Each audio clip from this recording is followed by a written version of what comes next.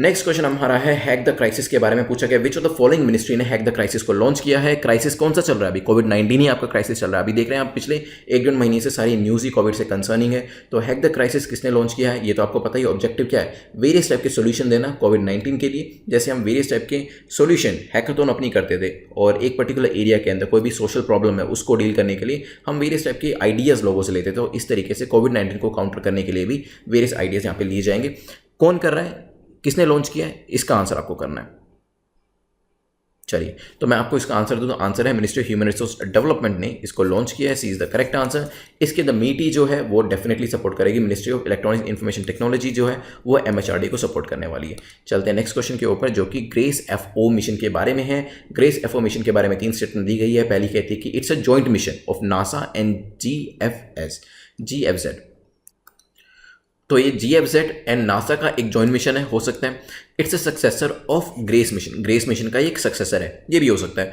It measures variation in gravity over earth surface. Earth के surface के ऊपर जो ग्रेविटी होती है उसके अंदर जो वेरिएशन होते हैं ग्रेविटी के अंदर उसको मेजर करता है, ये भी हो सकता है। ग्रेस एफओ की फुल फॉर्म बाद में बताऊंगा, बट अगर बता दूंगा अभी तो आंसर करना आसान हो जाएगा, इसलिए सोचिए पहले इसके आंसर के बारे में। चलिए फुल फॉर्म बताता हूं पहले, उससे आंसर क्लियर हो जाएगा। Gravity recovery and climate experiment. Gravity recovery and climate experiment follow on. अगर आपको इसकी फुल फॉर्म पता होती तो आप 2 स्टेटमेंट तो यहीं से बता देते, क्योंकि यहाँ पे gravity recovery and climate experiment की बात हो रही है। क्या ये वेरियस ग्रेविटी के वेरिएशन को मेजर करता है? बिल्कुल ठीक है। तीसरी स्टेटमेंट तो आप सही कर पाते हैं इसकी। एफ ओ का मतलब है फॉलो ऑन। फॉलो ऑन का मतलब ये होता है कि किसी न किसी चीज़ को ये कंटिन्यू कर रहा होगा। तो यहाँ पे सेकंड स्टेटमेंट जो है ग्रेस मिशन का ये सक्सेसर है, ये भी आप इसे इंटरप्रेट कर पाते। तो सेकंड और थर्ड स्टेटमेंट आपकी करेक्ट हो जाती अगर आपको सिर्फ इसकी फुल फॉर्म पता होती। इस वजह से बी और सी तो आपके एलिमिनेट हो जाते। ठीक है, अब बात आती सारी पहले के ऊपर। क्या नासा और जीएफजेड का ये मिशन है? तो पहली स्टेटमेंट भी करेक्ट है, तो हमारा जो आंसर हो जाएगा वो होगा डी। चलते हैं नेक्स्ट क्वेश्चन के ऊपर जो जियो फेंसिंग के बारे में है। पूछा गया है कि क्या है ये जियो फेंसिंग? क्या ये लोकेशन बेस्ड ट्रिगरिंग मैकेनिज्म है, सोशल मैसेजिंग ऐप है, कोविड-19 ऐप है, या नन ऑफ द अबव? सोचिए, आपको यहाँ पे इसमें गुड आंसर भी है, बेटर आंसर भी है, बेस्ट आंसर भी है, आपको बेस्ट चूज करना है। चलिए, ये एक लोकेशन बेस्ड टारगेटिंग मैकेनिज्म है जो अभी कोविड के लिए भी यूज़ किया जाएगा। कुछ इस तरीके से होता है, वेरियस यहाँ पे जियो फेंसिंग कर ली जाती है एक एरिया की। जैसे ही कोई व्यक्ति इसके अंदर एंटर करता है तो इन्फॉर्मेशन उसके साथ एक्सचेंज करी जाती है। ठीक है, यूजुअली इसको एडवर्टीजमेंट के लिए यूज़ करते हैं। मान लीजिए एक पर्टिकुलर रीजन है जहाँ पे एक पर्टिकुलर रेस्टोरेंट है, आप जैसे ही वहाँ पे एंटर करेंगे तो उस पर्टिकुलर रेस्टोरेंट की जो एडवर्टीजमेंट है वो आपको शो होना शुरू हो जाएगी। आप मान लो यहाँ हो इस एरिया में, तो उस रेस्टोरेंट की जो एडवर्टीजमेंट है वो आपको शो नहीं होगी। जैसे ही आप उस जो पर्टिकुलर रेस्टोरेंट है उसके करीब जाते हैं तो वहाँ पे जियो फेंसिंग की वजह से वो एडवर्टीजमेंट आपको शो करना शुरू कर देगा। ऐसे ही अब इसी टेक्नोलॉजी को हम कोविड के लिए यूज़ कर रहे हैं। काफ़ी अच्छी टेक्नोलॉजी है जियो फेंसिंग। क्वेश्चन यूपीएससी के अंदर खासतौर पर पूछा जा सकता है, पीएससी में भी पूछा जा सकता है, बट ये जो क्वालिटी है क्वेश्चन की जियो फेंसिंग न्यू टेक्नोलॉजी है, यूज़ भी किया है, तो यूपीएससी के लिए काफ़ी इंपॉर्टेंट हो जाता है। चलते हैं गेट के बारे में डिस्कस करते हैं। इसके बारे में पूछा general agreement on trade and tariff के बारे में कौन सी स्टेटमेंट करेक्ट है? पहली कहती है इसे ओरिजिनेट किया गया था ब्रेटन वुड कॉन्फ्रेंस में 1944 में। It establish 2 institution IMF and world bank. The objective क्या है इसका? Two phase out import quotas. सोचिए क्या आंसर होगा।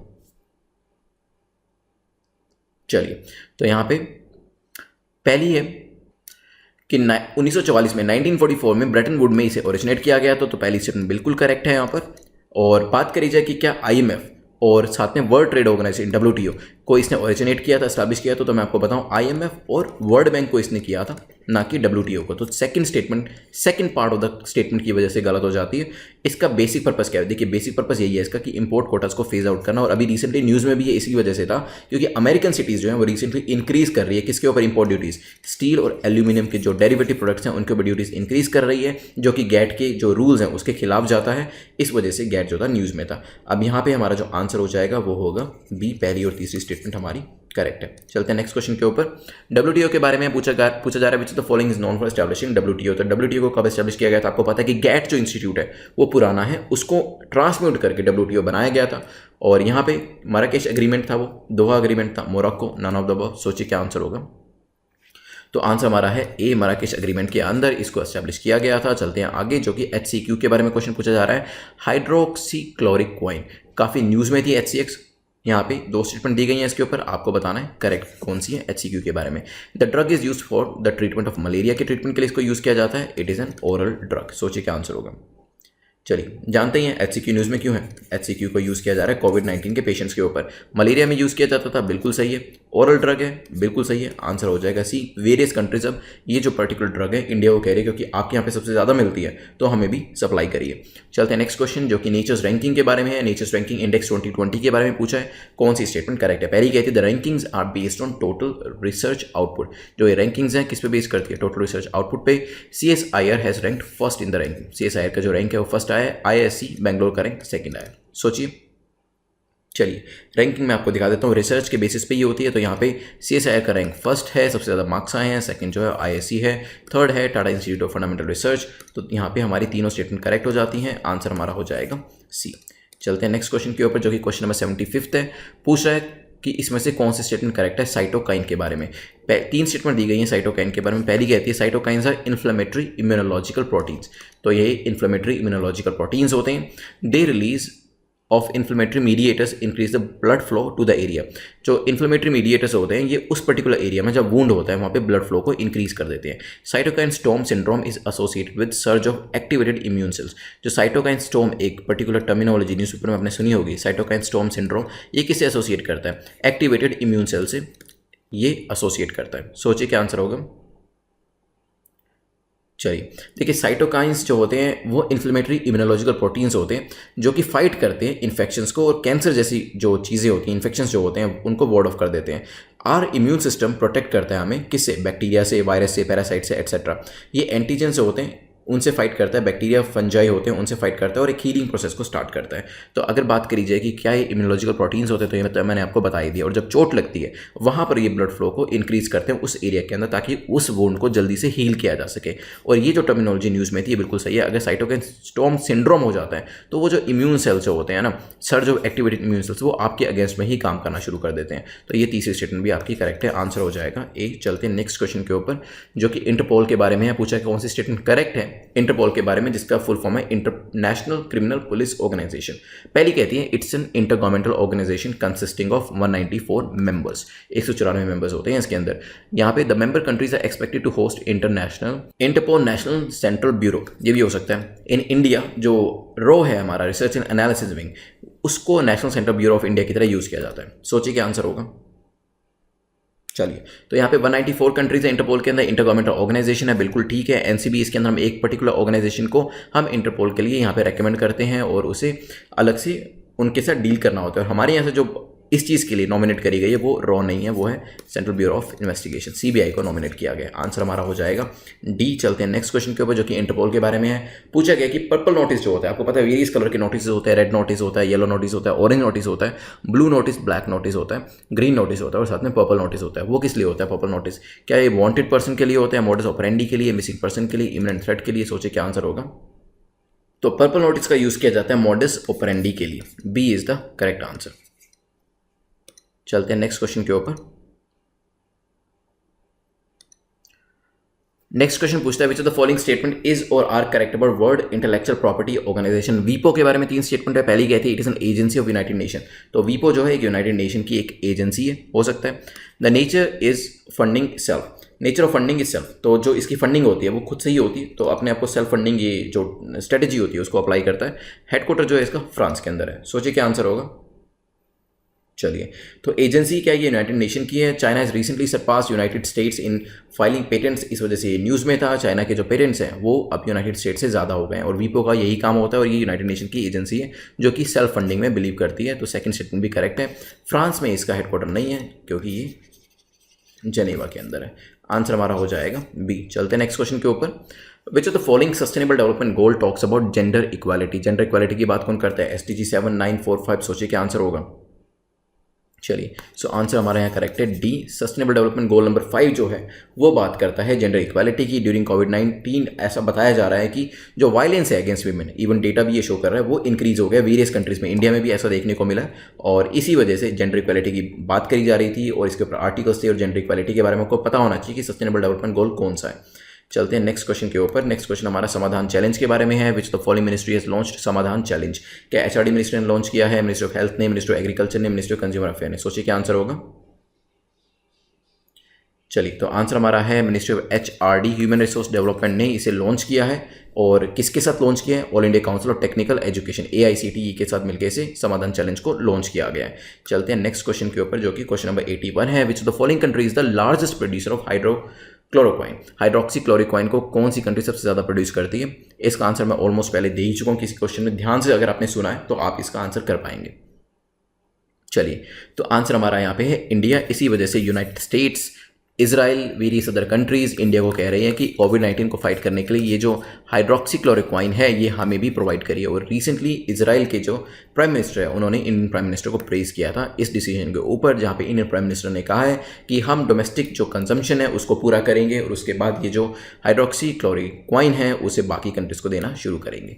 फिर क्वेश्चन नंबर 82 आता है, under which article the fundamental duty of citizen to promote harmony and spirit of common brotherhood amongst all the people of India is given? Question इसलिए पूछा गया था बिकॉज कॉमन ब्रदरहुड को यहाँ पे और हार्मनी को नहीं फॉलो किया जा रहा था।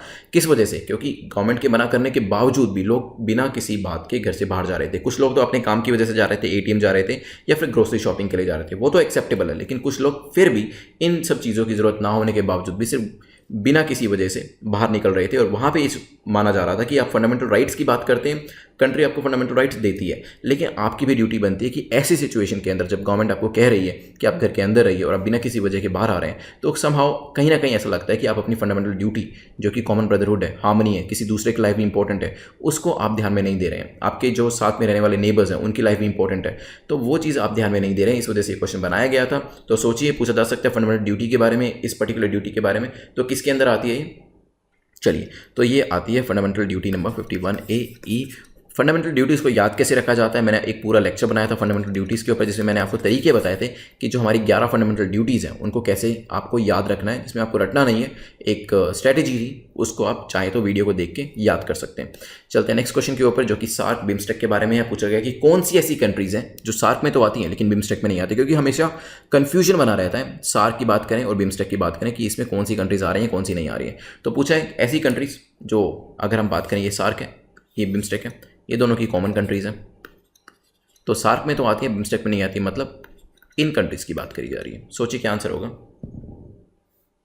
चलिए, तो यहाँ पे एक ये जो ग्राफिक है, इन्फोग्राफिक, इसको देख सकते हैं। तो इसमें सार्क भी दे रखे हैं, बिम्स्टेक भी दे रखे हैं और सेसक भी दे रखे हैं। सेसक को अभी नहीं डिस्कस करेंगे, कन्फ्यूजन हो जाएगा। हम देखते हैं सार्क को। तो ये जो 5 कंट्रीज़ हैं ये तो हो गई दोनों के अंदर कॉमन। ये जो कंट्रीज़ हैं ये सिर्फ सार्क में आती हैं और ये जो 2 कंट्रीज़ हैं ये सिर्फ बिम्स्टेक में आती हैं। तो यहाँ है अफगानिस्तान जो सिर्फ सार्क में आता है, पाकिस्तान, मालदीव्स। अब चलते हैं पिछले क्वेश्चन के ऊपर। तो पाकिस्तान, मालदीव्स ये तो हमारा करेक्ट है, लेकिन म्यांमार जो है वो करेक्ट नहीं है, क्योंकि म्यांमार किस में आ रहा है? ये आ रहा है बिम्स्टेक में। ठीक है, चलिए, तो हमारा जो आंसर होगा यहाँ पे हो जाएगा डी। चलते हैं नेक्स्ट क्वेश्चन के ऊपर, जो कि अल्ट्रावायलेट जर्मिसाइडल इरेडिएशन टेक्नोलॉजी के बारे में पूछा गया कि इसके बारे में कौन सी स्टेटमेंट करेक्ट है। तो ये पर्टिकुलर टेक्नोलॉजी जो है, जिसे UGIT कहा गया है, ये किससे रिलेट करती है? It is recently use by IIT Delhi to make a trunk. एक ट्रंक बनाया गया है IIT दिल्ली के द्वारा। इसको यूज़ करके, इस टेक्नोलॉजी को यूज़ करके, the trunk can detect germs in grocery items and currency notes. Currency notes हो, ग्रोसरी आइटम्स हो, उसके अंदर जर्म्स को डिटेक्ट करेगा कोविड-19 के दौरान। The device is based on UV germicidal irradiation technology, जो कि वाटर प्यूरीफायर्स में यूज़ करी जाती है। ये भी हो सकता है। सोचिए क्या आंसर होगा। चलिए, अल्ट्रावायलेट जर्मिसाइडल इरेडिएशन टेक्नोलॉजी मैं आपको बता दूं वाटर प्यूरीफायर्स में यूज़ करी जाती है। बिल्कुल ठीक है, जर्म्स को डिटेक्ट करने के लिए। और यहाँ पर भी ये जो ट्रंक बनाया गया है इसमें जर्म्स को डिटेक्ट किया जाएगा ग्रोसरीज के अंदर और करेंसी नोट्स के अंदर। लेकिन एट द सेम टाइम मैं आपको बता दूं it is not prepared by IIT Delhi, it is the development of IIT Ropar. Answer हो जाएगा डी। चलते हैं नेक्स्ट क्वेश्चन के ऊपर। ये ट्रंक है, देख सकते हैं आप, ये जो इरेडिएशन वाली लाइट है ये देख रहे हैं आप। नेक्स्ट क्वेश्चन देखते हैं, जो कि NHRC के बारे में, नेशनल ह्यूमन राइट कमीशन। मैंने अभी आपको बताया था कि काफ़ी सारे लोग बाहर जा रहे हैं, कुछ अपनी इंपॉर्टेंट कामों के लिए जा रहे हैं, कुछ नहीं जा रहे हैं। रिसेंटली ये भी देखा गया था कि जो लोग काम के लिए भी जा रहे हैं वहाँ पर भी कुछ एक्सट्रीमिटीज़ जो थी वो देखी गई थी। और एक्सट्रीमिटीज़ कंट्रोवर्शियल पॉइंट है, उतना इंपॉर्टेंट नहीं है, या फिर मेंस के हिसाब से ये चीज़ें इंपॉर्टेंट हो जाती है। लेकिन हमारे यहाँ पे NHRC ने और even state human right commission ने क्वेश्चन पूछा है कि जो पुलिस एक्शंस ले रही है तो उसको आप कैसे जस्टिफाई करेंगे। जो DG ऑफ पुलिस है, डायरेक्टर जनरल ऑफ पुलिस, उनको कंप्लेन करी गई है एक्शन लेने के लिए। तो national human right commission as a body हमारे लिए इंपॉर्टेंट हो जाती है। अब बात करते हैं इसके 3 स्टेटमेंट की। तो पहला है chairperson is appointed by president of India, हो सकता है recommendation of appointment of members is made by committee, हो सकता है president is the chairperson of such committee. सोचिए क्या आंसर होगा। चलिए एनएचआरसी की बात करें तो इसके जो चेयरपर्सन होते हैं प्रेसिडेंट ऑफ इंडिया अपॉइंट करते हैं, बिल्कुल ठीक है। और रिकमेंडेशन कौन देता है? रिकमेंडेशन देती है एक कमेटी जिसमें कि वेरियस मेंबर्स होते हैं, इसके मेंबर्स को अपॉइंट करने के लिए भी बात करी जाए कि उस जो कमेटी होती है उसके चेयरपर्सन कौन होते हैं, तो उसके चेयरपर्सन प्रेसिडेंट खुद नहीं होते हैं, उसके चेयरपर्सन होते हैं प्राइम मिनिस्टर। आंसर आपका हो जाएगा बी। ये देख लेते हैं कमेटी की जो कंपोजिशन है, जरूर देख लीजिएगा। चेयरपर्सन मैंने आपको बता दिया, वेरियस मेंबर्स भी इसमें होते हैं। 86 क्वेश्चन देख लेते हैं जो कि कोविड-19 को लेके इसके थेरेपी के बारे में है। पूछा गया विच of the following state has become the first one two start trials on plasma therapy, जिसे कॉन्वलेसेंट प्लाज्मा थेरेपी CPTB कहते हैं, फॉर कोविड-19। सोचिए क्या आंसर होगा। काफ़ी डिस्कस किया इसके बारे में। ये मैं आपको हिंट दे देता हूँ, ये वही स्टेट है जहाँ पे न्यूज़ आ रही है एवरीडे बेसिस पे कि यहाँ पे जो कोविड-19 की जो एक ऐसे नंबर इंक्रीज हो रहा था, ये जो कर्व ऊपर जा रही थी वो अब फ्लैटन होना शुरू हो गया। मतलब जो कोविड-19 के केसेस हैं उनमें स्टेबिलिटी आने लग गई है और आगे क्या होगा, आगे ये डाउन होता जाएगा। सोचिए क्या आंसर होगा। चलिए अच्छे से डिस्कस किया था हमने। ये आंसर हमारा केरला है। केरला वो स्टेट है जिसने सबसे पहले ICMR से अप्रूवल लिया था इसको यूज़ करने के लिए, थेरेपी को यूज़ करने के लिए। इवन जो मेडिसिन भी जो बाकी स्टेट्स में दी जा रही है उसको भी फर्स्ट अप्रूवल जो था वो केरला ने लिया था। तो इनिशिएटिव काफ़ी लिए गए हैं केरला के द्वारा कोविड-19 के काउंटर करने के लिए और इसी वजह से ये सक्सेस जो है वो भी देखी गई है। क्वेश्चन नंबर 87 देखते हैं। अगेन CPD के बारे में, कॉन्वलेसेंट प्लाज्मा थेरेपी। 2 स्टेटमेंट दी गई है, 1 बाय 1 रीड करेंगे। पहली कहती है certain components from the blood of recovered patients are infused in the sick patients. तो इसमें जो रिकवर्ड पेशेंट्स होते हैं उसमें जो उसकी जो ब्लड होते हैं उसमें काफ़ी जो एलिमेंट्स होते हैं वो ट्रांसफर करे जाते हैं सिक पेशेंट्स के अंदर, हो सकता है। Convalescent plasma therapy is a new therapy and will be used for the first time. तो एक नई तरीके की थेरेपी है जिसे फर्स्ट टाइम यूज़ किया जाएगा, ये भी हो सकता है। सोचिए। चलिए तो मैं आपको बताऊं CPD जो है आपकी convalescent plasma therapy first time use नहीं करी जाएगी। सार्स, इबोला, H1N1 सभी जगह पे इसको यूज़ किया गया था। इसी वजह से केरला जो है वो सोच रहा है कि हो सकता है कोरोना के केस के अंदर भी ये हेल्प कर दे। तो सेकंड स्टेटमेंट हो जाती है गलत। इसके अंदर होता यही है कि आपके जो रिकवर्ड पेशेंट्स होते हैं उनका जो ब्लड होता है और उसके जो कंपोनेंट्स होते हैं, प्लाज्मा हो सकता है, उसको यूज़ किया जाता है सिक पेशेंट्स के अंदर उनको रिकवर कराने के लिए। फिलहाल हमारा आंसर यहाँ ए है। एक बड़ी स्ट्रैटेजी आप देख लीजिए, इस तरीके से होता है। यहाँ पे ये जो पेशेंट था जो सिक था वो रिकवर करा, उसका जो ब्लड है उसको लिया गया और इंजेक्ट किया गया कोविड-19 के पेशेंट के अंदर विद सम माइन्यूट चेंजेस। तो यहाँ पे रिकवरी होना यहाँ पे एक्सपेक्ट किया जाता है। चलते हैं नेक्स्ट क्वेश्चन के ऊपर। क्वेश्चन नंबर 88 जो हमारा है वो ब्रिक्स 2020 समिट को लेके है। पूछा गया where is the BRICS 2020 summit going to be organised, कहाँ पे ऑर्गेनाइज किया जाएगा इसको सोचिए। चलिए वीडियो लिंक दिया गया है, इसका वीडियो लिंक के ऊपर ये जो पर्टिकुलर समिट है वो ऑर्गेनाइज करी जाएगी रशिया के अंदर। रशिया इसको इसकी मेज़बानी कर रहा था, तो आंसर हमारा हो जाएगा सी। चलते हैं नेक्स्ट क्वेश्चन के ऊपर जो कि नादी ऐप के बारे में है। पूछा गया विच of the following government has launched नादी ऐप। तो कौन सी स्टेट गवर्नमेंट ने या फिर यूटी ने इसे लॉन्च किया है? चंडीगढ़, दिल्ली, पुदुचेरी, अंडमान निकोबार। सोचिए क्या आंसर होगा। चलिए तो नादी ऐप लॉन्च करी गई है पुदुचेरी के द्वारा। बेसिकली आरोग्य सेतु जैसी ऐप है ये, इसमें ट्रेस करने में और ट्रैक करने में कोविड-19 को हेल्प मिलेगी। कोविड-19 का स्प्रेड जो है उसको यहाँ पे कंटेन किया जाएगा। सी इज द करेक्ट आंसर। चलते हैं नेक्स्ट क्वेश्चन के ऊपर जो कि मार्केट इंटरवेंशन स्कीम के बारे में। आप which of the following statement इसके बारे में सही है? पहली कहती है it is implemented by ministry of agriculture. Ministry of agriculture इसको इंप्लीमेंट करेगी। सेकंड, ऑब्जेक्टिव क्या है MIS का? To provide remunerative prices to farmers in case of excess of production. तो अगर प्रोडक्शन ज़्यादा हो जाता है किसी भी किसान का और इस वजह से जो प्राइजेस हैं वो फॉल करने शुरू करते हैं, तो यहाँ पे अच्छे प्राइजेस प्रोवाइड करे जा सके, ये मार्केट इंटरवेंशन स्कीम का काम है। MIS is an ad hoc scheme under which includes horticulture commodities को भी हम इसमें इंक्लूड करते हैं, लेकिन ये एक तरीके की टेम्परेरी स्कीम है। सोचिए क्या आंसर होगा। चलिए तो MIS मार्केट इंटरवेंशन का मतलब ये होता है मार्केट में इंटरवेंशन करने की जरूरत ही तभी होती है जब प्रोडक्शन आपका ज़्यादा हो गया, प्राइसेस गिरने लग गए और किसानों को नुकसान होने लग गया। तो इसका जो मेजर काम है वो यही प्रैक्टिस को रोकना है। मिनिस्ट्री ऑफ एग्रीकल्चर की ये इंप्लीमेंटेशन एजेंसी है और यहाँ पे एडहॉक स्कीम है, हॉर्टिकल्चर की जो आइटम्स होती हैं वो भी इसके अंदर होती हैं। आंसर हमारा हो जाएगा डी। चलते हैं नेक्स्ट क्वेश्चन के ऊपर जो कि preparedness health system preparedness package के बारे में है। Which of the following statement correct है, ये पूछा गया है। पहली कहती है it is 100% centrally funded scheme. जो कोविड-19 emergency response and health system preparedness package है वो सेंट्रली फंडेड है 100%। The fund will be provided through a mission mode approach. तो मिशन मोड तरीके से, जिस मैंने आपसे ये भी पूछा था मिशन मोड का मतलब क्या होता है, बहुत सारे लोगों ने सही बताया था कमेंट सेक्शन के अंदर।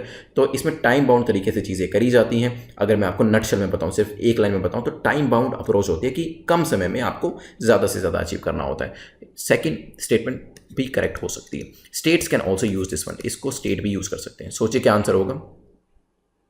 चलिए तो it is centrally funded scheme 100%, ये स्टेटमेंट बिल्कुल ठीक है। मिशन मोड अप्रोच को यूज़ किया जाएगा और स्टेट भी इस फंड को यूज़ कर पाएंगे। आंसर हमारा हो जाएगा सी। चलते हैं नेक्स्ट CPT के बारे में। अगेन क्योंकि SNT के अंदर ये क्वेश्चन पूछा जा सकता है, नई तरीके की अप्रोच है। नई इसलिए कह रहा हूँ क्योंकि कोविड-19 के लिए इसे यूज़ किया जाएगा केरला के द्वारा, लेकिन पहले भी इसे काफ़ी बार यूज़ किया जा चुका है।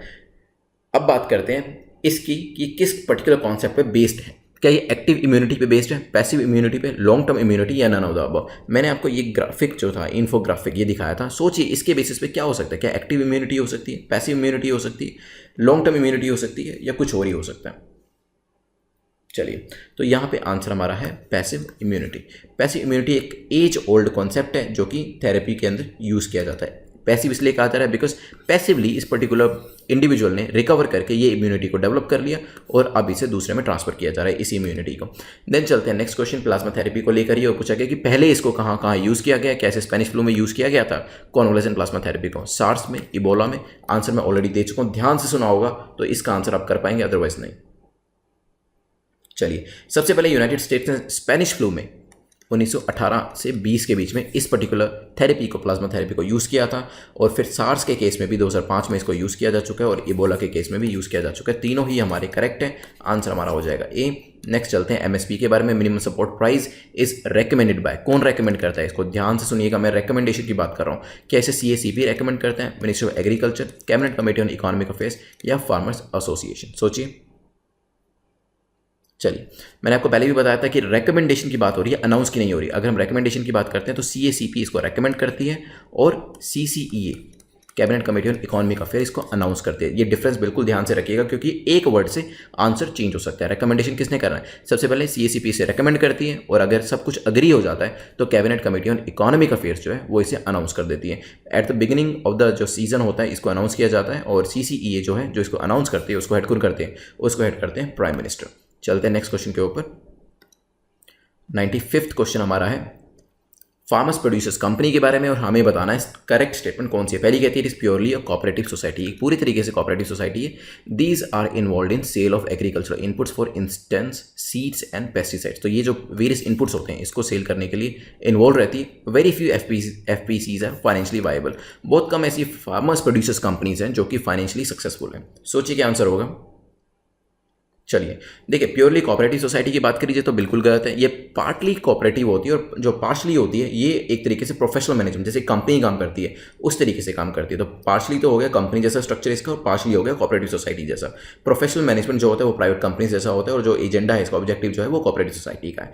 अब बात करते हैं क्या ये इनपुट्स को सेल करती है। यस, सीड्स हो, फर्टिलाइजर्स हो, इनको पेस्टिसाइड्स हो, इनको सेल करने का काम रहता है और फाइनेंशियली वाइबल नहीं है। तो आंसर हो जाएगा सी। चलते हैं नेक्स्ट क्वेश्चन, MPR के ऊपर है। मॉनेटरी पॉलिसी रिपोर्ट पूछा गया कि कौन इसको रिलीज करता है, department of economic affairs, RBI, ministry of finance, monetary policy committee. सोचिए।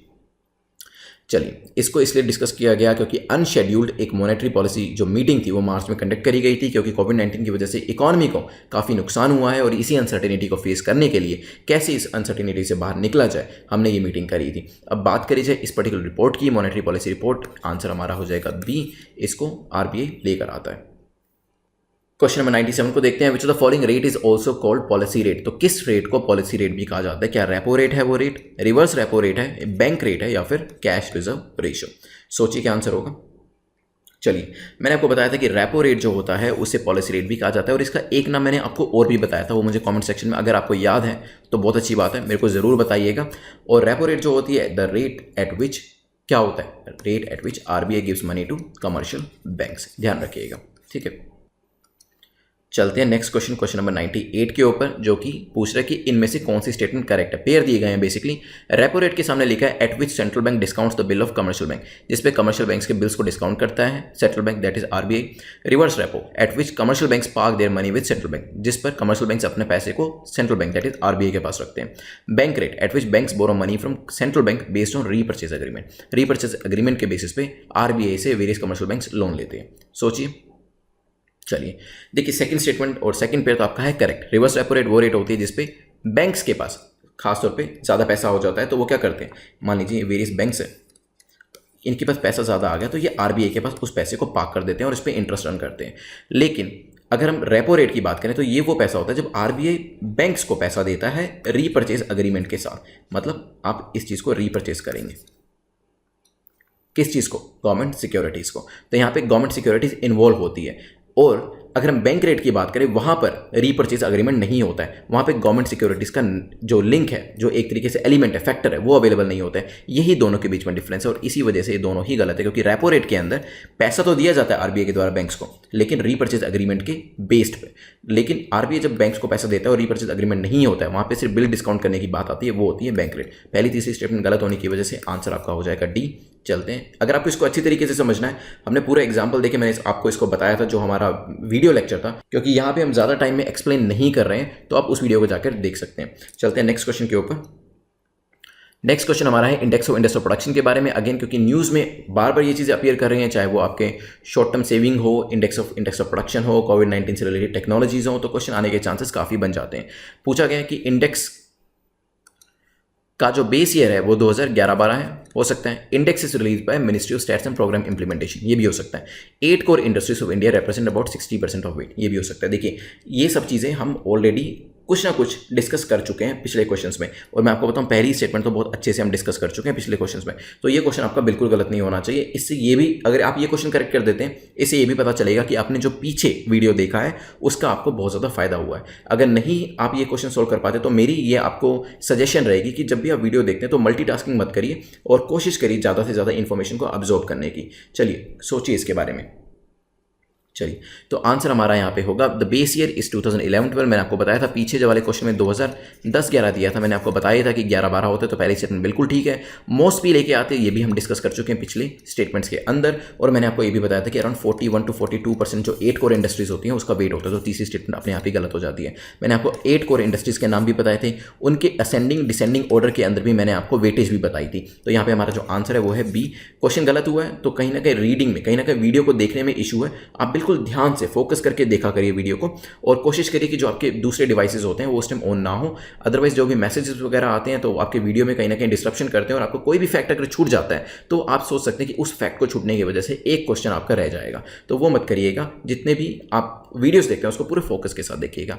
आज के लास्ट क्वेश्चन पे चलते हैं। लास्ट क्वेश्चन हमारा इंडेक्स ऑफ इंडस्ट्रियल प्रोडक्शन के बारे में ही है। इसके बाद आईआईपी के ऊपर कोई भी क्वेश्चन आता है एग्जाम के अंदर वो आपका गलत नहीं होगा। पहला है it is the only measure on the physical volume of production, ये अकेला अपना एक मेजर है जो कि फिजिकल वॉल्यूम ऑफ प्रोडक्शन को मेजर करता है। Ministry of finance and Reserve Bank of India use this index, तो मिनिस्ट्री ऑफ फाइनेंस और आरबीआई दोनों ही इस इंडेक्स को यूज करते हैं। IIP is utilise in advance GDP estimates, जो एडवांस जीडीपी एस्टिमेट्स जो निकाले जाते हैं उसमें भी आईआईपी को यूज किया जाता है। सोचिए क्या आंसर होगा। चलिए तो यहाँ पे ओनली में हमें लगता है यूजुअली स्टेटमेंट्स गलत होती हैं, और वैसे ये बात सही भी है कि काफ़ी जगह पे ओनली ऑल जो दिया होता है तो वहाँ पे चांसेस काफ़ी कम होते हैं उन स्टेटमेंट्स को करेक्ट होने के, लेकिन एक्सेप्शंस भी होते हैं, और इस जगह पे this is one of those exceptions. तो यहाँ पे ये बिल्कुल ठीक है, it is the only measure on physical volume of production. हो सकता है आने वाले टाइम में और भी इसमें मेजर आ जाए, बट आज के डेट में अकेला ही ऐसा मेजर है। मिनिस्ट्री ऑफ फाइनेंस आरबीआई इसको यूज़ करती है क्योंकि अकेला ही मेजर है, और एडवांस जीडीपी एस्टिमेट्स के लिए भी इसको यूज़ किया जाता है। तो हमारा जो आंसर होगा वो होगा डी। 100 क्वेश्चन कंप्लीट करने के लिए इर्रिस्पेक्टिव ऑफ द फैक्ट आपने स्कोर कितना भी किया हो, आई कांग्रेचुलेट यू, बिकॉज पूरे के पूरे 100 क्वेश्चंस करना अपने आप में ही एक टास्क होता है, एक डिफिकल्ट टास्क होता है। अब चलते हैं अपने मार्क्स को डिस्कस करते हैं। चलिए अगर 118 से ऊपर आपने स्कोर किया है so you are over and above the cut off, I say congratulations, आपका स्कोर अच्छा है। 100 से 118 के बीच में कहूँगा थोड़ी सी मेहनत और करिए ताकि अपर ब्रैकेट्स में आप आ जाएं, और इंश्योर कर पाएँ कि मेंस की तैयारी आप बिना किसी टेंशन के कर सकते हैं। प्रीलिम्स का रिजल्ट नहीं भी आया तो लेस देन 100 अगर आपके मार्क्स हैं then of course you are in the danger zone. आपको मेहनत ज़्यादा करनी पड़ेगी। रिवाइज करिए, अपने नोट्स को रिवाइज करिए और वीडियोज़ को देखिए एक बार, MCQs को प्रैक्टिस करिए, बेसिक बुक्स को पढ़िए और अपर ब्रैकेट्स में आने की कोशिश करिए। अदर देन दिस जो वेरियस जो आपके टेस्ट हैं और जो वेरियस प्लेलिस्ट है वो अवेलेबल है यूट्यूब के ऊपर, जिसको आप देख सकते हैं, और टेलीग्राम के ऊपर मुझे अप्रोच कर सकते हैं अगर आपका कोई भी डाउट है तो। You can also subscribe this channel और बेल आइकन को प्रेस कर दीजिएगा ताकि टाइम टू टाइम आपको वेरियस वीडियोस मिलते जाएं। Thanks for watching, have a nice day.